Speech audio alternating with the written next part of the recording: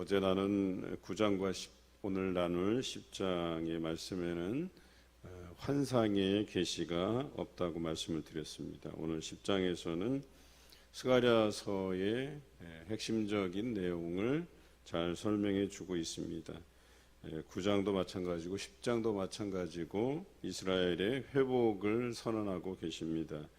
우리가 읽은 9절의 말씀에 보면 내가 그들을 여러 백성들 가운데 흩었다가 그 먼 곳에서 다시 백성들이 하나님을 기억하게 만들고 그들을 살아서 그들의 자녀들과 함께 돌아오게 하겠다라고 말씀하시는 것이 이 10장의 핵심적인 내용입니다. 오늘 10장 1절에 아주 중요한 말씀이 나오는데 봄비가 올 때에 여호와 곧 구름을 일게 하시는 여호와께 비를 구하라고 말씀하십니다. 과거 이스라엘이 광야 40년을 통해서 약속의 땅 가나안에 정착했을 때에 그때도 그 척박한 땅이었거든요. 지금같이 개발된 땅이 아니라 그래서 그들이 할 수 있는 것이라곤 비가 올 때에 그 계절에 맞게 비가 오도록 하나님께 구하는 일이 그들의 일상이었다는 거예요. 그러니까 처음에는 그런 척박한 땅에 때를 따라서 비를 주시고 그 비를 통해서 곡식을 주시는 하나님께 감사하다가 어느 순간부터는 사람들이 뭔가 자신들이 주체적으로 뭔가를 하고 싶은 거예요. 그래서 지금의 상황보다 더 개선된 상황을 만들기 위해서 하나님이 주신 은혜는 생각하지 않고 가나안의 신들을 섬기게 되었다는 거죠. 그런 것이 결국은 자신들에게 파멸을 가져오게 됐고 또 하나님께서는 그들을 흩으시게 되죠. 하지만 오늘 성경에 6절에 나와 있는 것처럼 내가 내버린 일이 없었음 같이 다시 그들의 하나님 여호와가 그들을 돌아오게 하시겠다고 말씀하시는 겁니다. 물론 하나님께서 흩으신 것이긴 하지만 그들이 내버려짐이 없는 것 같이라고 표현하고 있어요. 그러니까 잠시 마치 양을 치다가 목자가 자유롭게 양들을 흩어놓고 그리고 시커먼 풀을 뜯다가 자유롭게 있다가 휘파람을 불어서 사인을 주면 양들이 다시 모이는 것처럼 하나님께서 내버린 바가 없는 것처럼 하시겠다 이렇게 말씀해 주시고 계세요. 그리고 이 10장 1절의 말씀은 그 옛적의 일들을 추억하게 하는 거예요. 다시 그들이 가나안에 정착할 때 하나님께서 그들을 돌보신 같이 때를 따라 그들이 비를 구하면 하나님께서 그 기도에 응답하셔서 필요한 비를 내려주시고 곡식을 얻게 하시겠다라고 말씀하시는 거죠. 그래서 무리에게 소낙비를 내려서 밭의 채소로 각 사람에게 주시리라고 말합니다. 성경에는 계절에 따른 비로 표현할 때가 있고 이른 비와 늦은 비로 표현할 때가 있어요. 이걸 잘 구분하셔야 돼요. 우리나라는 봄비가 3월달, 4월달 이때 내리는 비가 봄비고 또 장마비는 언제예요? 여기 오는 성경에 나오는 소낙비, 이 소낙비는 7월, 8월 이때 많이 내리잖아요. 계절로 하면 봄비 또 장마비, 소낙비 이게 거기에 시즌에 맞는 비가 아니에요. 우리가 말하는 봄비는 적은 비잖아요. 소낙비가 아니란 말이에요. 여기서 말하는 봄비는 어디예요? 소낙비예요. 많은 비, 장마비예요. 그러니까 한 3월을 중심으로 해서 2월, 3월, 4월에 내리는 비는 그들에게 있어서는 장마비예요. 여름비 같은 비가 많이 오는 걸 말해요. 그런데 이른 비와 늦은 비를 이야기할 때는 조금 달라요. 그러니까 이른 비 같은 경우는 뭐예요? 우리로 말하면 봄비인데 그들로 말하면 가을비예요. 그러니까 11월 중순이나 하순께부터 내리는 비. 그런데 적은 양의 비. 우리로 하면 봄비인데 그들로 하자면 이른 비예요, 이게. 그러니까 헷갈리지 않으시면 좋겠어요. 그 다음에 늦은 비. 늦은 비가 뭐예요? 많은 양의 비. 그러면 어떻게 우리가 기억하느냐? 이른 비는 뭐예요? 우리 1년 중에서 제일 먼저 내리는 비.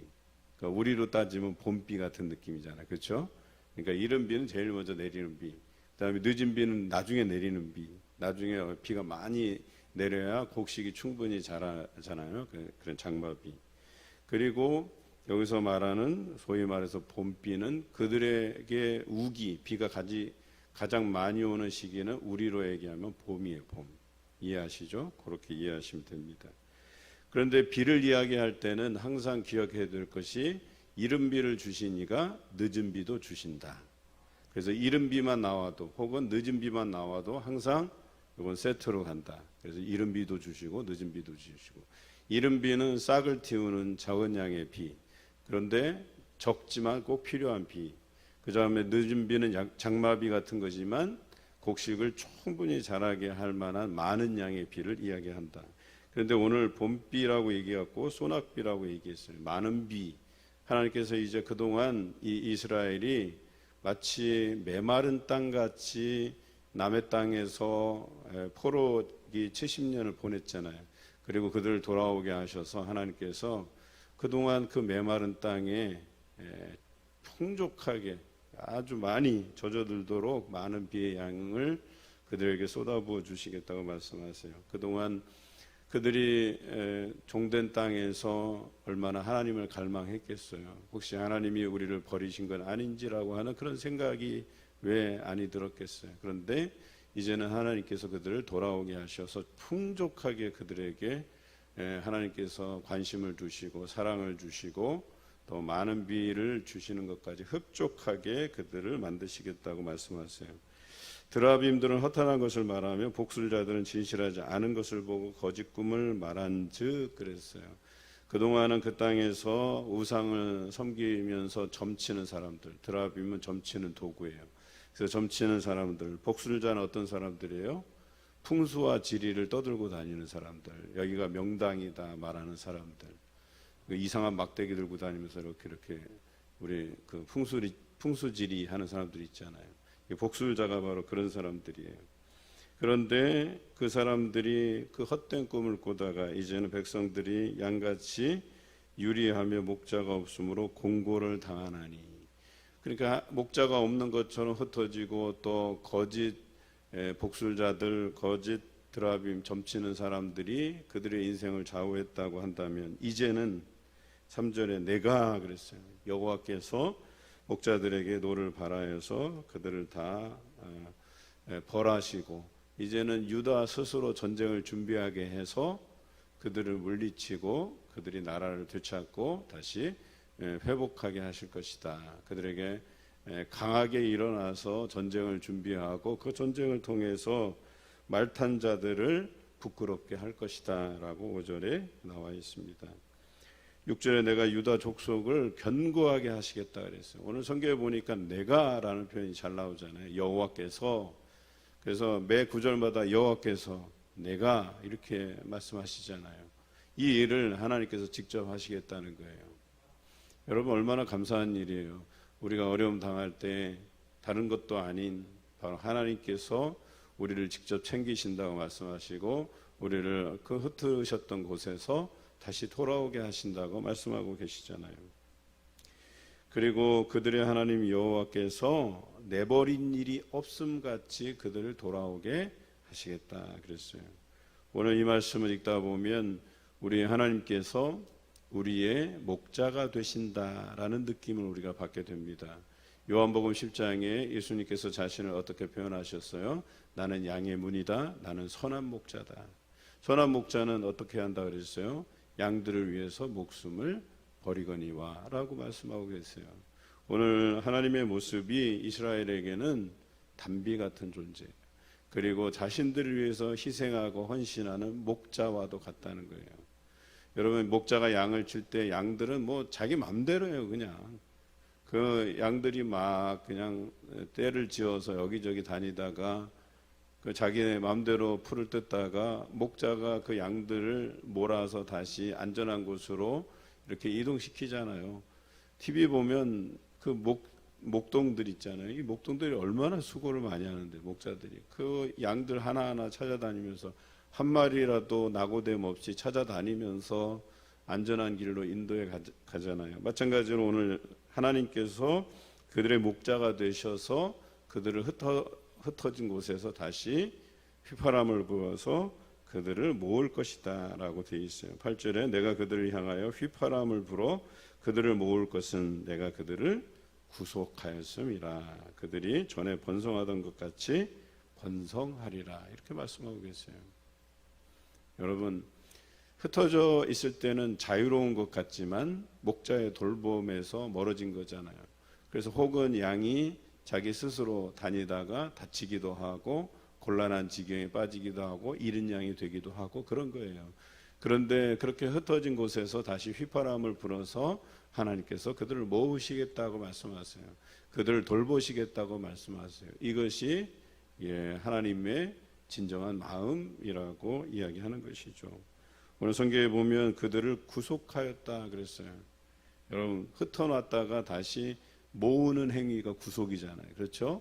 그들이 자유롭게 뛰놀고 있다가 이제 밤이 오면 그들을 삼키기 위해서 사나운 짐승들이 이렇게 나타날 터인데 그들로부터 안전하게 지키기 위해서 목자가 그들을 가두어 놓는 것처럼 하나님께서 그들을 구속하시겠다는 거예요. 그리고 이미 우리는 알고 있지만 예수 그리스도를 이 땅에 보내시고 우리를 죄 가운데서 해방시키시고 그분의 목숨값을 우리를 구속하신 거잖아요. 우리를 하나님 품에 둔 거잖아요.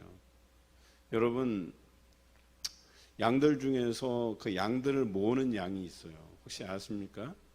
이 양은 아주 특별한 양이에요. 이게 대장 같은 양이에요. 그런데 목자가 그걸 아껴요. 그런데 그 양을 희생시켜야만 해요. 어려운 일을 시켜야만 해요. 물론 우리가 생각하는 예수님과는 조금 다른 부분이 있기는 해요. 비유가 좀 적절하지 않은 부분도 있지만 하여튼 양이 앞서서 그 양들을 안전한 곳으로 이렇게 이끌어요. 그래서 다른 양들은 그 양을 보고 따라가게 돼 있어요. 그리고 그 목자의 의도대로 그들을 구속하는 거죠. 이제 안전한 곳으로 이동시키면 그 임무를 다했다 그래서 그 양을 특별 대우해 주죠. 그런데 물론 예수님께서는 이 양과 견줄 만한 건 아니지만 그렇게 예수님께서 그들에게서 앞서 가시고 그들을 안전한 곳에 이르게 하신다. 이런 면에서는 이 대장 양과 거의 비슷한 역할을 하시는 거죠. 그렇습니다. 오늘 하나님께서 그들을 구속하신다. 그들을 안전히 거하기 위해서 그들을 모으신다라는 것을 꼭 기억하시길 바랍니다. 내가 그들을 여러 백성들 가운데 흩으려니와 그들이 먼 곳에서 나를 기억하고 다시 그들의 자녀들과 함께 살아서 이제 돌아오게 하시겠다 말씀하시는 거죠.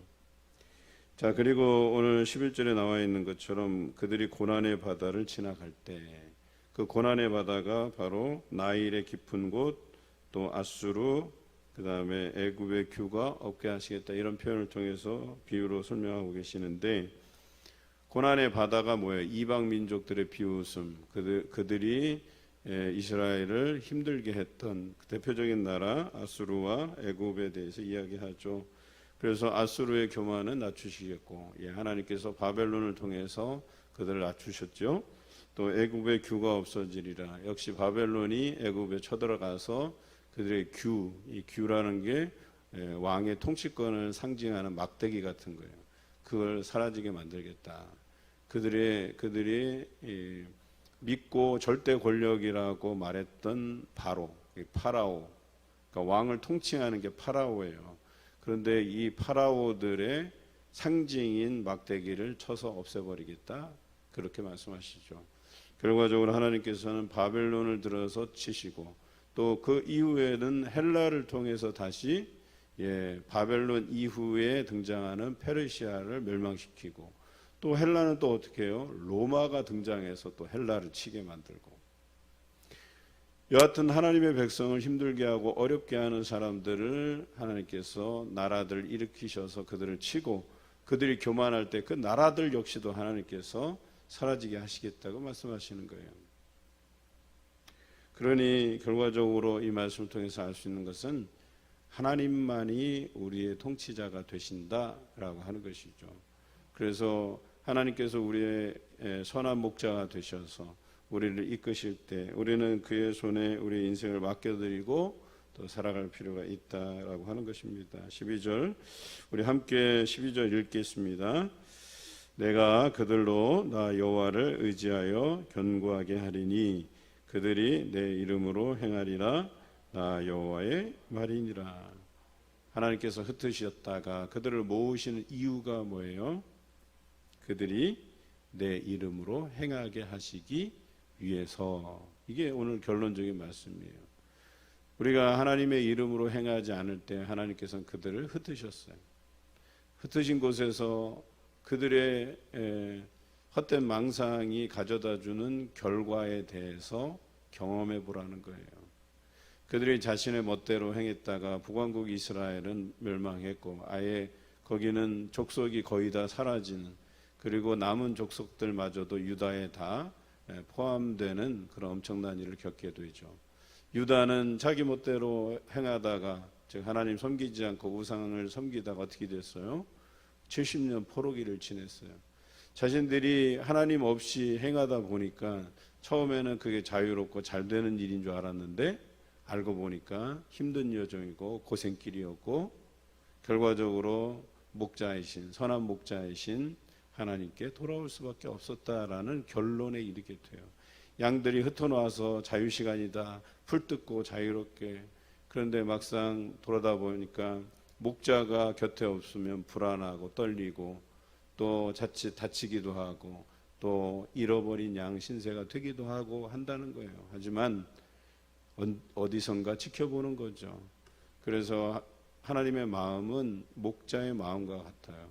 그 자리에 없더라도 항상 양들을 기억하고 양들을 걱정하고, 그래서 볼일 보고 돌아와서 목자가 양들을 다시 모아서 뭐 물을 마시게 한다든지 또 예방접종도 하고 별거 다 하잖아요. 그 양들을 아끼는 마음으로. 그런 하나님의 마음이 여기 담겨져 있는 거예요. 그들을 흩으셨다가 휘파람을 불어서 주인이 왔다, 목자가 왔다. 그래서 그들이 돌아오게 하셔서 이제는 그 목자의 음성에 따라서 살아가게 하신다. 양들도 그 목자의 음성을 알고 목자를 따른다. 이렇게 되어 있잖아요.